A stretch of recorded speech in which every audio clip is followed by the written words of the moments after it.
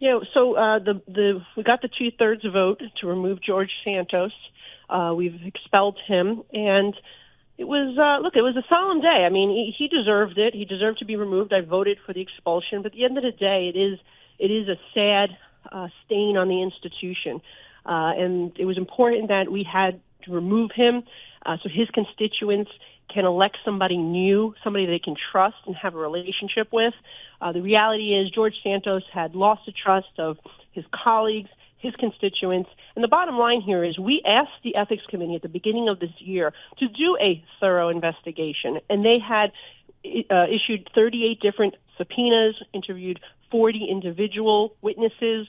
They reviewed 170,000 pages of documents, and they were able to produce the evidence to the members that warrants his expulsion. I mean, he used campaign money on everything from luxury items to Botox. He even created fictitious loans, and then he used campaign donors' money to reimburse himself for those fictitious loans. We even had a colleague, Max Miller, one of our colleagues here in Congress, who said that he even used his and his mother's credit card to make unapproved purchases or donations. And so it is really troubling and disturbing that we had this con artist sitting in Congress with us. And quite frankly, it's been a distraction this entire year. So I'm relieved to see that he will no longer be in this institution, and I'm hopeful that we will have a special election very soon. As you know, the governor does need to call a special election within 10 days. And the people of the 3rd Congressional District in New York, which is a piece of Queens and Nassau County, will be able to elect someone that they can trust. Yeah, Congresswoman, maybe if you can just elaborate there, tell us, what is a special election? How does that play out from here? What kind of timeline? Who would, elect that kind of a person? Just give us a little bit of the lay of the land, how we proceed from here. So following the expulsion, there will be a formal notification to the governor of the state of New York. The governor then has 10 days to set a special election, and then it would most likely be in February.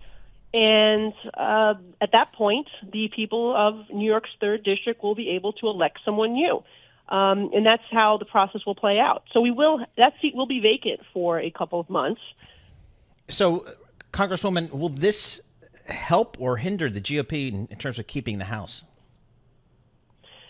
Well, I don't think that we could have based our decision on that. We have to do what is right. In this case, he needed to be removed.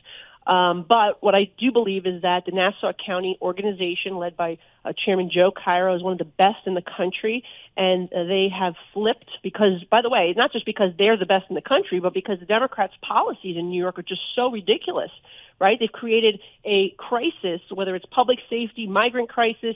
The Democrats' policies have done that.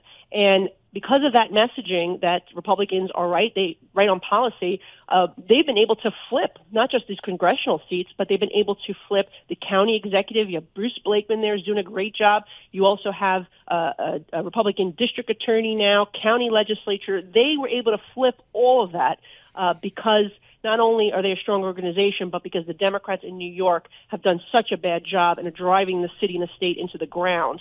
So with that said, I still believe that Republicans can hold onto that seat in a special election. But at the end of the day, it's up to the voters. The voters get to choose who they want.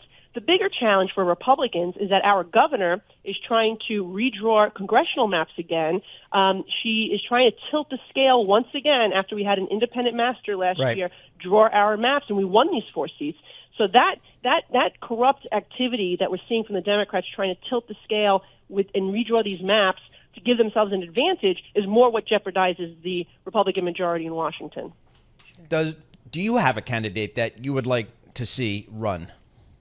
I do not have a candidate. That is for the county organizations to determine. Hopefully, they're going to be doing their due diligence now, and I know that they will. They'll be making sure that they have background checks and that they're going to. They don't have the greatest track record. Let's be honest. Well, that's why I'm saying. That's exactly what I'm saying. We've gotten their word now that they will be doing that, and so we could prevent this in the future. But look, I think it is important for people to understand that whether it's a Republican or Democrat, we needed to move to redo this. The last 5 expulsions, by the way, were all Democrats in our history. This is the first time a Republican has been expelled from the House of Representatives in the history of the United States. Equal opportunity, I guess. So, Congresswoman, you did list a whole bit of evidence that the Ethics Committee had compiled in supporting the expulsion of George Santos, but a lot of what the House members who elected to not expel him, what they were hung up upon was that he wasn't actually convicted of anything yet, that is. But, I mean, do you think that this potentially could set a dangerous precedent here, that if people's, skeletons come out of the closet and, you maybe you just don't like how somebody's voted, that their seat could be in jeopardy? Well, first of all, he will have his day in court as it relates to responding to those 23 criminal charges, and that will determine whether he goes to jail, okay? But as it relates to remaining in this institution, we referred it to the Ethics Committee, and they did their investigation, was able to produce the evidence that showed that he took from his campaign donations and used them for personal gain and enrichment, and that was just inappropriate and warrants his removal from the institution.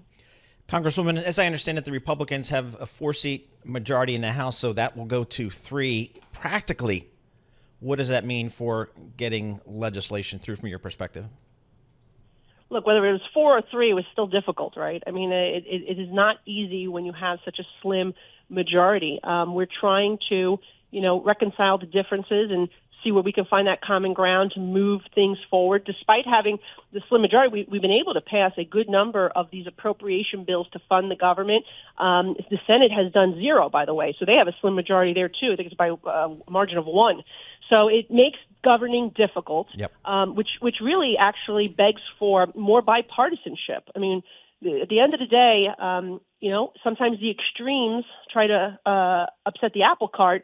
We see more bipartisanship, more common ground and common sense policy moving forward. And so we have to work with what we have, and we continue to push for the things that we believe in, which is we want secure borders. We want to support our law enforcement. We want to address this crisis of energy independence. We need more energy production, not less, like the president says. And we need to make sure that we are addressing our fiscal issues. And that means we need to spend less money and be more responsible. And so that's what we're going to continue to push with that agenda. And we hope some Democrats do join us because those are the right things that the American people want to see. They want to see inflation reduced, energy affordable, borders being secured, the migrant crisis ending in New York City. It would be great if Senator Schumer passes our legislation that would do these things because we've passed them already out of the House.